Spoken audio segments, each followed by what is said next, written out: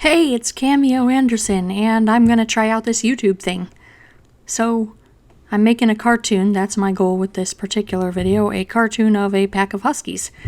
In case you couldn't tell from the reference picture, which is up in the top left, and I basically cut up all of the reference photos in Photoshop and kind of arranged them how I wanted my cartoon to look so I could get the right idea about size ratios.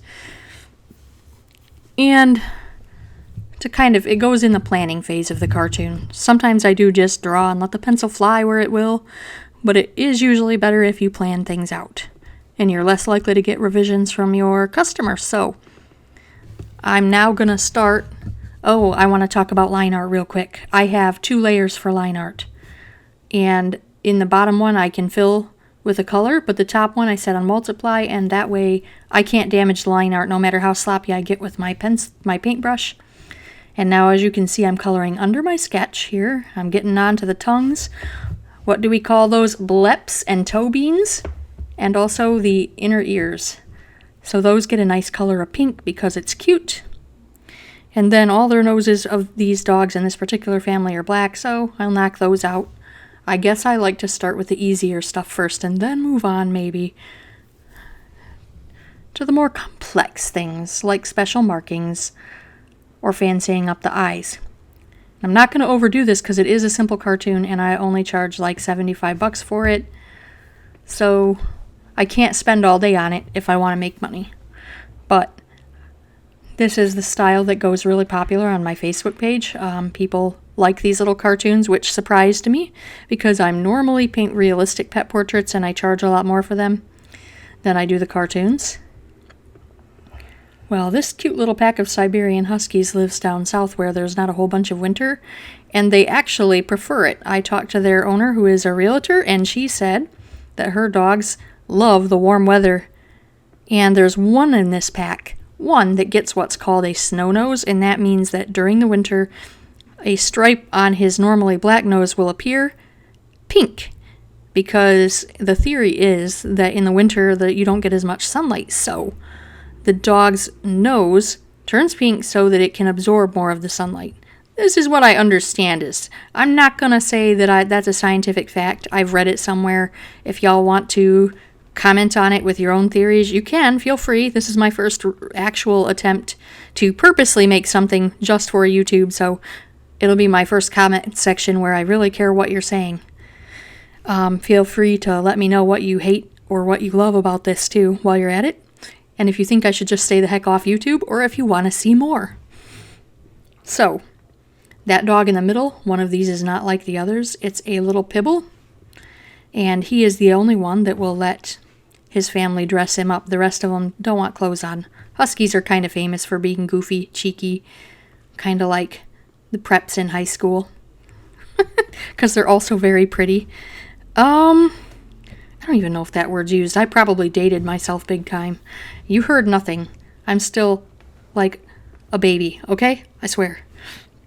Anyway, so most of these dogs have brown eyes. There is one in the pack, I think, that has blue, and then one that has, that has a bi-eyed, which means there's one eye that's blue and one eye that's brown.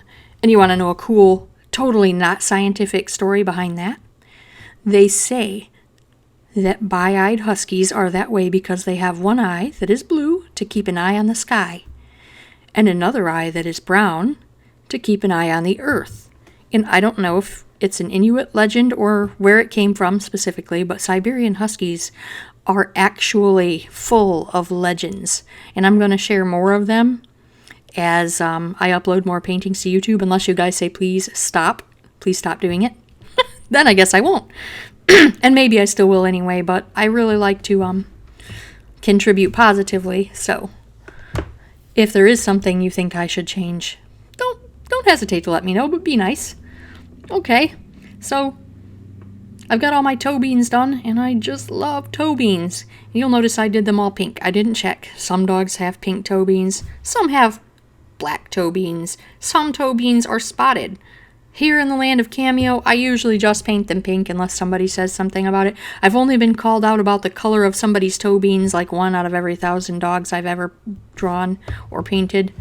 So For the most part, I don't think the owners are really concerned, and I feel like pink toe beans kind of add this cuteness to it that enhances the when they look at the art, the little warm fuzzy feeling that they get. So, the third layer in this is the background itself, which is, as you can see, I just grabbed a gradient, and I chose a blue and purple one because I like the mood. But I'm going to color the snow a little bit more blue. Okay, so my light source on this image, and that's an important consideration. The light source is up above. That's what I decided to go with. So I'm shading accordingly, and everything right down to the shadows on the legs and stuff, and the specular highlights on the eyeballs, those all have to be the same. They have to match, or else it will look weird. And the person who ordered the painting might not know why it looks weird, because they don't understand art necessarily. Some of them do. But you as the artist should know these things, and sometimes you can break the rules, but you should know what they are and why they exist before you break them. It does help to make your stuff look cooler. Okay, so the shadows are all going to be down, like where the chest fluff is going to cause a shadow on the belly. Obviously the bottoms of the toes and inside the ears, which should be shadowed. And, excuse me. So, I talk too fast. Maybe I should slow down. Guys, what else do you want to hear about? I have been drawing in Photoshop since I was a little tyke. Okay, maybe not so little. 1998 or something, maybe 97. I got my first copy of it, and I've been using it for art ever since. And I love it. And I started out drawing with a mouse, and thank goodness I was able to get a Wacom. And then after that, I upgraded it to a screen that you can draw directly on, and that's how I do my art today. So, let's see how these dogs are coming. Looking good. I sped this up. The original art took about 36 minutes, which, come to think of it, I still got paid pretty good. I did have to end up doing revisions on this. You guys aren't going to see the end where I did some revisions, because I finished recording this video, and then I sent the picture to the client, and she had a couple of requests. And you're going to like this. Actually, it did involve the toe beans, but it's not because she said they were the wrong color. It's because she thought I painted them to look like those little pink press-on toenails that you get your dogs and cats sometimes. But that was an artistic, see, that's where, like, when you look at a picture, you might see it totally different than the other person.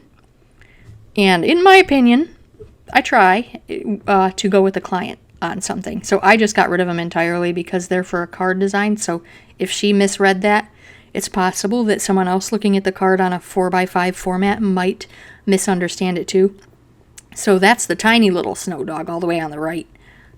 Her toe beans disappeared in the final image, and I put a scarf on the pit bull. Those are things you won't see here, but you will see pretty much everything else. Relevant details on how I do my work. So, I'm going to talk a little bit about blending modes. When you are doing a piece of art, you can use a soft brush, well, any kind of brush. It can be a hard brush, but I prefer to use a soft brush set on screen to do highlights. And I'll do that after I flatten the image so that it covers some of the line art too. And then you can use multiply to add additional shading, which is handy and makes the image pop. And then at the very end, I'll look at it and I'll try to do cleanup. Well, did I have a jaggy line there, or could I have drawn that toe a little bit better? Double check the reference pictures, make sure everything looks as good as possible. And that's about it. Oh, and you'll see that I just got into my file here. This is one I saved that has a few source pieces like Snowfall that I already created on my own. And I can reuse the Snowfall in whatever cartoon I want because I don't want to spend time doing that nonsense. They don't care. The snowflakes are not a critical part of the image, so I don't need to make them unique for every piece. But the dogs are very important, so they're the center of this. But it is a good idea if you make your own files, like I have a moon that I can pull out too, and a Northern Lights and the bubbles in case I want to, and some pine trees actually. So like if you make your own images and then keep a little file of flourishes that you can add to your paintings, that's kind of cool. This pack of fluff nuggets is looking adorable. How much is that doggy in the artwork? The one with the fluffy tail. How much is that puppy in the artwork? Well, I hope that puppy's for sale. I'm sorry to tell you that the dogs are not, and neither is this piece of art, but you can get your own piece of Cameo Anderson art. And if you want to, you can shoot me an email at cameoanderson@gmail.com. And thanks for watching my first real YouTube video. I'll see you later.